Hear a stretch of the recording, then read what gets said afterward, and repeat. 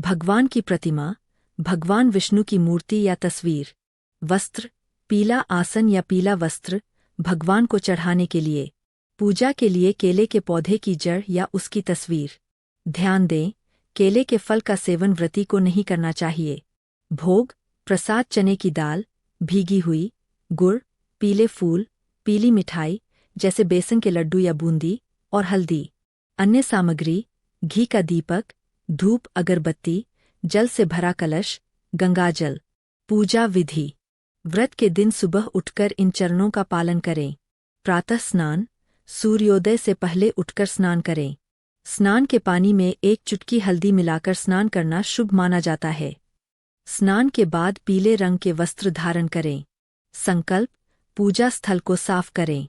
हाथ में जल लेकर व्रत का संकल्प ले कि आप पूरे विधि विधान से यह व्रत करेंगे।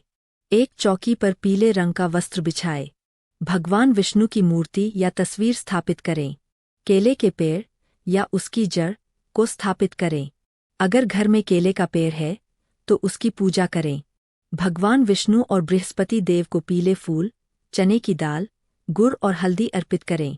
घी का दीपक और धूप जलाए। केले के पेड़ को जल चढ़ाए और हल्दी का तिलक लगाकर पूजा करें। भगवान विष्णु के मंत्रों का जाप करें, जैसे नमो भगवते वासुदेवाय नमः। श्रद्धापूर्वक गुरुवार व्रत कथा पढ़े या सुने। कथा के बाद भगवान बृहस्पति देव और विष्णु जी की आरती करें। पूजा समाप्त होने पर प्रसाद, चने की दाल और गुड़ मिठाई आसपास के लोगों और परिवार के सदस्यों में बांट दें। केले का फल गरीबों को दान कर सकते हैं। व्रत के नियम। इस दिन केवल एक ही समय भोजन किया जाता है। भोजन में नमक का प्रयोग वर्जित है। आप फल, दूध और पीली चीजें जैसे पीले फल, बेसन की रोटी आदि खा सकते हैं। व्रती को केले के फल का सेवन नहीं करना चाहिए। इस दिन महिलाओं को बाल नहीं धोने चाहिए। साथ ही घर में पोंछा लगाना या ज्यादा साफ सफाई करना भी वर्जित माना जाता है। व्रत का पारण शाम की पूजा के बाद ही किया जाता है। भोजन में पीली चीजों का उपयोग करें। गुरुवार, बृहस्पतिवार व्रत कथा। गुरुवार का व्रत भगवान बृहस्पति, गुरु, देव और भगवान विष्णु को समर्पित है। इस व्रत को करने और कथा सुनने से सुख, समृद्धि, धन और ज्ञान की प्राप्ति होती है और वैवाहिक जीवन की बाधाएं भी दूर होती है। कथा। प्राचीन काल में एक प्रतापी और दानी राजा राज करता था। वह प्रत्येक गुरुवार को व्रत रखता और दान पुण्य करता था, लेकिन उसकी रानी को यह पसंद नहीं था।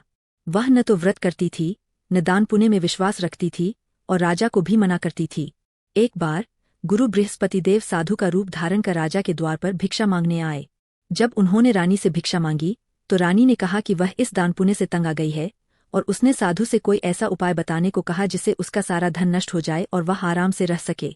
साधु बृहस्पतिदेव ने रानी को कुछ उपाय बताए, जैसे बृहस्पतिवार को घर को गोबर से लीपकर पवित्र न करना, दिन चढ़े उठना, पुरुषों का उस दिन दाढ़ी जामत बनवाना, घर के कूड़े को बाहर न फेंकना बल्कि घर में जमा करना। रानी ने साधु के कहे अनुसार केवल 3 बृहस्पतिवार ही बीते थे कि उसकी सारी धन संपत्ति नष्ट हो गई और राजा का परिवार भोजन के लिए तरसने लगा। जब राजा दुखी होकर दूसरे नगर में गया तो उसकी पुत्री भीख मांगकर गुजारा करने लगी। एक दिन पुत्री को एक साधु ने बृहस्पतिवार के व्रत की महिमा बताई और उसे विधि विधान से व्रत करने को कहा। पुत्री ने व्रत किया, जिससे उसे फिर से धन धान्य की प्राप्ति हुई।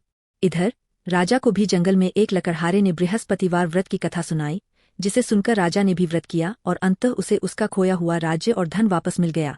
रानी को अपनी गलती का एहसास हुआ और जब उसने भी श्रद्धापूर्वक बृहस्पतिदेव का व्रत करना और कथा सुनना शुरू किया तो उसकी बुद्धि भी ठीक हो गई और उसके घर में फिर से सुख समृद्धि लौट आई। कथा का सार यह है कि जो व्यक्ति श्रद्धा और भक्ति से बृहस्पतिवार का व्रत करता है, भगवान बृहस्पतिदेव और विष्णु जी की कृपा से उसके सभी कष्ट दूर होते हैं और जीवन में सुख शांति आती है। क्या आप गुरुवार व्रत की पूजा विधि के बारे में जानना चाहेंगे?